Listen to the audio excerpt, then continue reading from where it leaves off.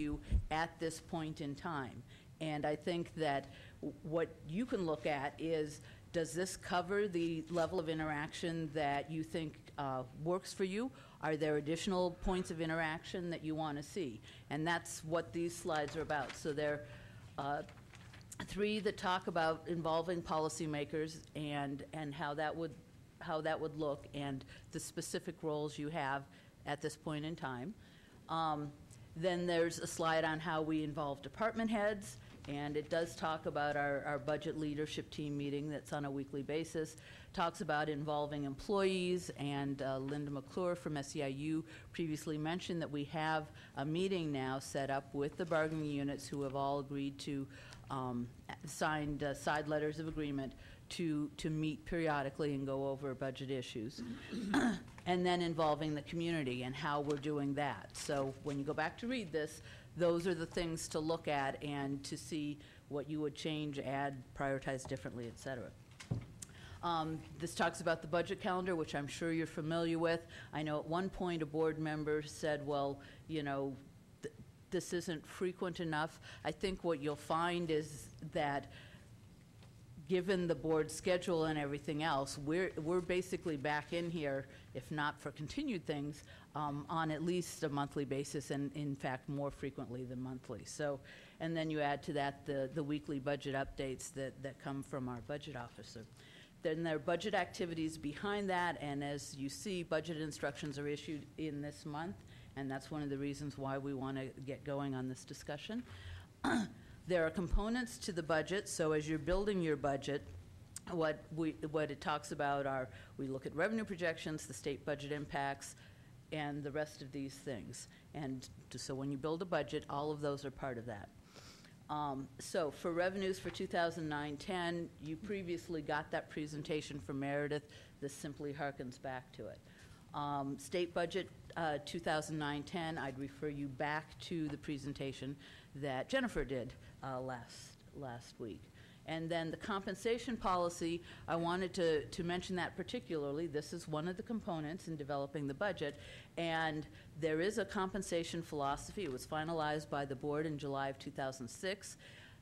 That board priority was placed on market equity and competitiveness, and it's been incorporated into the memorandum of understanding that we have with the bargaining units. I think when you're looking at 2009-10, we talk about the COLAs that were granted mid-year will now be the entire year next year. There's a health plan premium likely to be an increase, and then we are also looking at an external audit of the county health plan that will undoubtedly provide information as we move forward as well. Then looking at major projects in all of this, you've got some public resources projects, and I think you're familiar with those. There are human services projects, and I would just, in particular, Carmel Angelo has already mentioned kind of re-engineering around mental health crisis services, but beyond that, there will be a negotiation of a new contract for the IHSS Public Authority this year. And then talking about the justice planning, then this is some background. You will get a thorough presentation on March 17th, because that's when we're going to provide a final report on the feasibility study. So there's justice planning now. Another component then are debts and liabilities, and this kind of talks about how we set up amortization schedules in 2005 and how we have focused on debts and liabilities and kind of built on that each year. There's a brief discussion about the teeter plan, since that is probably our most well-known debt. And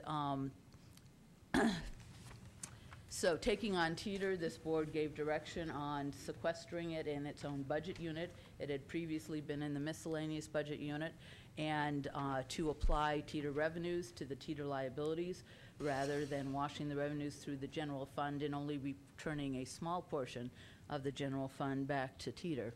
So this is the teeter budget for 2008-9, and there's a starting balance, the liability that's added to this year, the revenues that would subtract from that liability, the Teeter general fund payment, which for this year was $200,000, and then the interest on Teeter. The reason it says plus minus is because it adds to the debt, and at the same time, it's budgeted and paid in the year, so it's also subtracted. So the Teeter liability is neutral on the interest because it's both incurred and paid in the same year. Supervisor Smith? Oh, I almost got by. Okay. I knew we couldn't get by the Teeter without This is discussion. one that's of great concern to everyone. I try. paying attention. Why, just could you explain thank you, a technical question with respect to, I understand what we've done differently in 08, 09, and that was obviously a positive step, one that should have been there since the inception of the plan, that didn't happen because we didn't get the right, I think, executive office direction back in, when was that, 12 years ago, 14 years ago? It obviously wasn't Before my planned time. for Before your appropriately, time. because, look, the $5.5 million Yeah. debt has gone to 11.7. That was unnecessary. So here we are today. But why, on the interest of the Teeter, the last plus or minus 500,000, why isn't that encapsulated in, when you sequester it in its own fund, why wouldn't you have interest come out of that fund? Why can't we put that all in the same package? And only then set aside the general fund payments to whittle down the 11.7 million? And I'm going to let our auditor address that. Meredith Ford, Auditor Controller, as I'm watching Johnny yawn. The interest on the Teeter debt is separated primarily just because it's easier for us to track that way. It doesn't become part of the debt. It's on a pay-as-you-go basis. So as the interest is incurred, it is paid.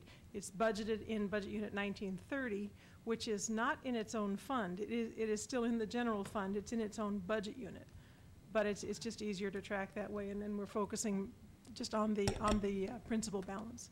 Then I would say is where this supervisor's going with policy direction for next year is that we need to take a similar action that we've done with respect to sequestering the Teeter liability within its own budget unit, which we have done, and I assume that direction carries forward.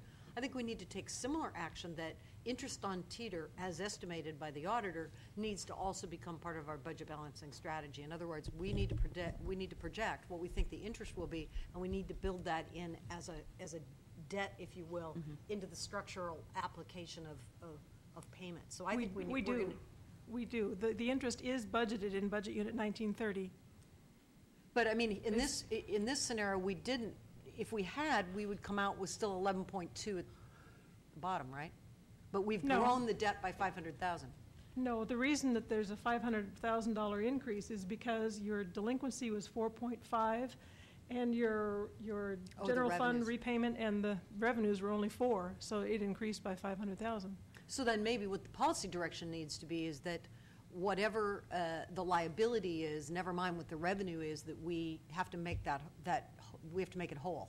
In other words, we need to be accountable for the ins and outs, and we need to that's a way of reducing debt and reducing interest. You could provide that direction, and then we would budget it accordingly. Would this board also direction that under no circumstances do we want the Teeter debt to ride up on us? In other words, it has to be a zero net increase. Well, that would do it. Yeah. Leave it a separate policy to reduce it, but to make sure in the budget building strategy that it's zero increase. Yeah. Yeah. Yeah, What I you- said, I think, would accomplish Okay. that. Yeah, you could do that, and I would. Well, I think we need to make that, Okay. we can make that direction right here, right now. Would everybody agree to that?